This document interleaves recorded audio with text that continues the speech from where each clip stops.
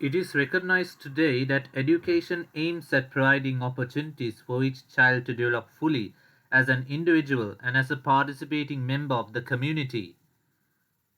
The main aim is about secondary school, but it should be noted that it has a great extent upon competencies that have been developed at a young age.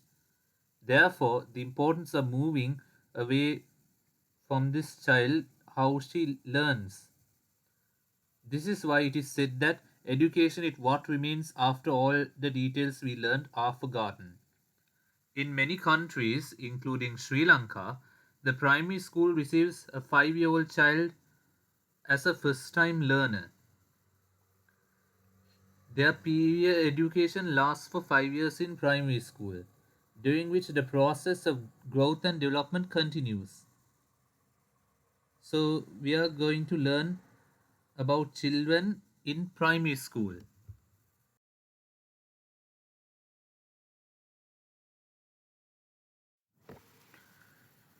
A child enters primary school at the age of 5 or 6. He continues to grow and develop in primary school for 5 or 6 years, and he would be around 10 to 11 years when he leaves primary school. This is classified as middle and late childhood.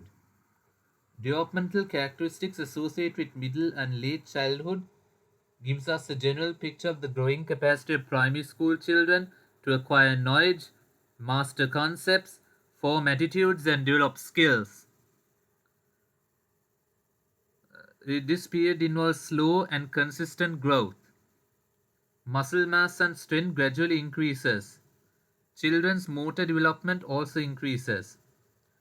As children move through the primary school years, they gain great control over their bodies, and they can sit for long periods of time when compared with the ability during early childhood. The child's body is strong and capable of more endurance than any previous age. The child has a much firmer physical foundation for life, and the physical stability characteristics of this period leave him free for activity. But primary school children are far from having physical maturity, and they need to be active. Physical action is essential for them to refine their developing skills. Those between 8 and 10 years of age can use their hands more independently with ease and precision. Primary school children show improvement of both gross and fine motor skills. In gross motor skills involving large muscle activity, boys usually outperform girls, while girls usually outperform boys in fine motor skills. Although the child entering the primary school has experiences in playgroup, the nursery or the preschool before entering primary school, starting first grade is a milestone approach with a mix of eagerness and anxiety. But in primary school, there's a growing thirst to know and understand. The strongly marked intellectual curiosity of this age group needs introduction to logical and scientific thinking in order to proceed with intellectual development. Cognitive growth and development of the primary school child is essential because the once ego centered child becomes more logical as the child moves up the grades in primary school.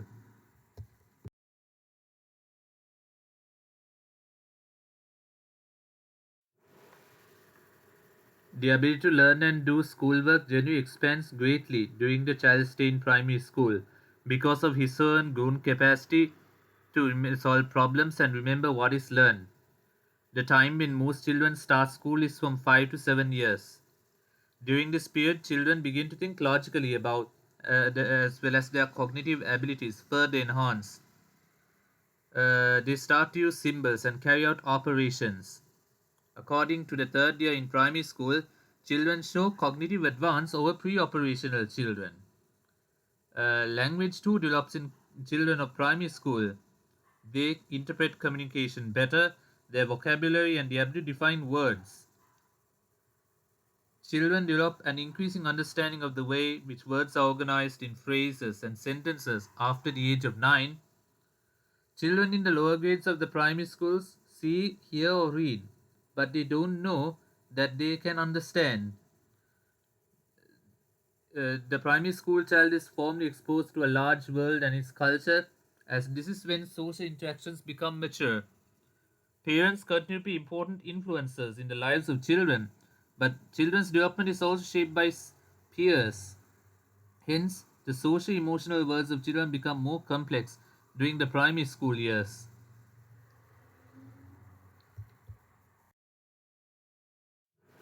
Children become more favorably equipped with physical and mental strength for learning activities. There are individual differences in children, especially when it comes to master. Not only children do differ from one another, but they also have their own learning pace. Child develops insight and makes rapid progress. There may be various factors for individual differences.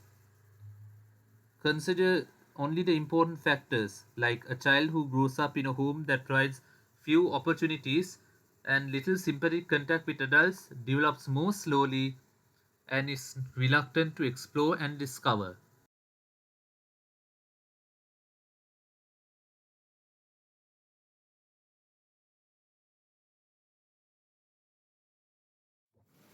Children learn by different methods: imitating, questioning, observing, manipulating, experimenting, exploring, discovering, problem solving, discussing, listening, reading, and writing. Primary school children are more logical as they move up. Especially from the third year, children show a qualitative cognitive advance over pre operational children and they extend the capacity to think conceptually. By adapting one or more techniques, children learn to acquire knowledge, master concepts, form attitudes, and develop skills. Children gradually learn the characteristics related to concepts. They learn to discriminate and generalize, forming concepts. When the child constructs his or her knowledge from within, adult can act as a guide, a facilitator, and supply necessary opportunities to interact with objects and people. The instruction enables child to move upward. This point of view explains that children become active learners in an active social environment. Children are encouraged to learn as active learners, but at the same time receive instructions that move at a fast pace. Child's increasing ability to handle symbols is crucial. By gaining knowledge to acting on the environment as a result of adult support at the right time to observing what others do. Children in primary school have orientation towards the world around them and they approach activities from which might learn ways that allow them to have those opportunities. It's the responsibility of curriculum developers, teachers, parents, and others to help primary school children to see themselves as people who can learn and create for the children relevant that promote learning. Children learn best adapting their own techniques in the environment that encourages and facilitates learning. Recognizing the importance of primary school children as learners, teachers should organize the learning environment to encourage children learn what they do. A favorable balance will be expository teaching and discovery learning. So children can either half hear and half understand. In words of the others, they strive to establish their own effort, generally more meaningful. It's important for teachers to respect and support the child's own efforts by introducing what experience likely help him or her towards the insight he or she is reaching. The teacher can play the role of a learning counselor and encourage students to work in individuals or groups. Primary school children can be made to play the learners. If the teacher works for the children rather than they for the teacher, it's important that we recognize some students who embark on learning won't achieve all the prerequisites, while others will have achieved the prerequisites and a number of objectives at the expected level. We have to take care not to emit experiences that former individuals need, but we are equally careful to bypass experiences that the latter doesn't need. Will the child be able to go at his own pace in reaching his objectives, or will there be an overall limit in the amount the child can take? These are the important issues that need to be addressed in planning and organizing learning experiences that support and promote learning in primary school children. Stimulus modes also constitute an important element in the learning environment of the primary school. Human interaction, both verbal and non-verbal, is one of the most important stimulus modes. The spoken word will often be the dominant element, and the message communicated will often be cognitive. But sometimes nonverbal elements like physical gestures, bodily contact, eye contact, facial expressions can also play a dominant role in promoting learning among primary school children. Here, the message is largely affective and emotional, as when you comfort a child in difficulty or provide feedback to the response. Real things, people and events, things children can see, feel, hear, smell, taste, and touch, and interact, and also still photographs, paintings, maps, diagrams, graphs, and the like could also inform stimulus modes that provide valuable learning experience to the primary school children in their attempt to structure knowledge by interacting with the environment. A learning environment that provides enriched learning experience could allow primary school children to become active learners who could acquire knowledge, master concepts, form attitudes, and develop skills. In many countries, the primary school receives a 5-year-old child as a first time learner. His education lasts for 5 years in primary school.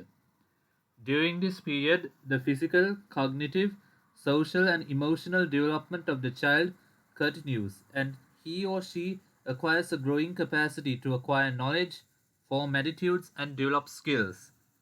The way the child thinks changes from the pre-operational to concrete operational period, and as children grow in age, their cognitive abilities are further enhanced.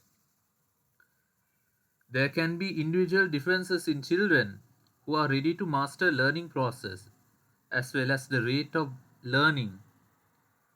Theoretically as well as practically, it is evident that children use techniques like imitating, questioning, observing, manipulating, discovering, exploring, problem solving, discussing, listening, reading, and writing. Research and experience confirm that children in primary school construct knowledge through acting on the environment with adults and also to observing what others do. An environment that supports and facilitates learning can encourage primary school children to become active learners.